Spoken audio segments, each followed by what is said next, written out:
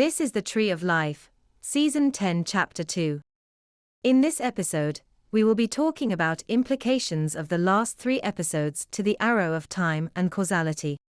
To start off, we noted in the last 3 episodes that the path which is more convoluted is associated with a longer time frame than the parsimonious path for the person seated in our example.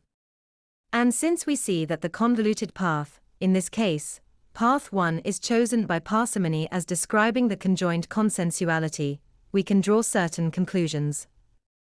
First, the paths subject to nonlinear displacement events contain lost time, created by the involvement of person C, in the path of person A. Second, the paths subject to nonlinear substitution events contain added time, created by the sublimation process. This reveals something interesting. First, since we can see that the conjoined consensuality always chooses the path with the greatest linear time. This means that less convoluted paths must by necessity contain some dead time associated with these nonlinear displacement events, that is, intersections, which are excised from the parsimonious path for person A. Likewise, we can see that substitution events reveal that during the substitution period, causality is disconnected from the arrow of time. All of this tells us that the relationship between time and causality is malleable from the perspective of person A. Likewise, nonlinear displacement events for person A and B correspond to dissonance created by a pre-existing exclusive word association between B and C, that is, a hybrid structure. In other words, these events represent the elimination of nonlinearity for one through displacement.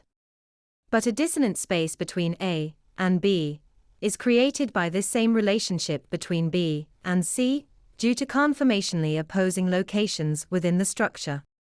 All of this is to say that the distinct paths represented by paths 1 and 2 from the example of last season are conserved by nonlinear displacement events.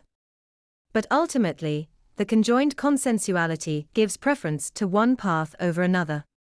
Which is to say, that as between person A and person B, the path chosen by the conjoined consensuality is the path with the greater intersection, that is the least nonlinear displacement.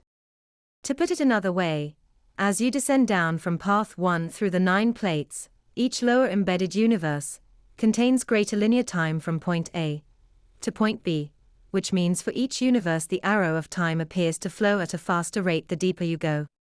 It is almost as if what these nonlinear displacement events tell us is that the arrow of time is only loosely connected to space. Whilst, what these nonlinear substitution events tell us is that causality is only loosely connected to the arrow of time. That's the end of the podcast for today.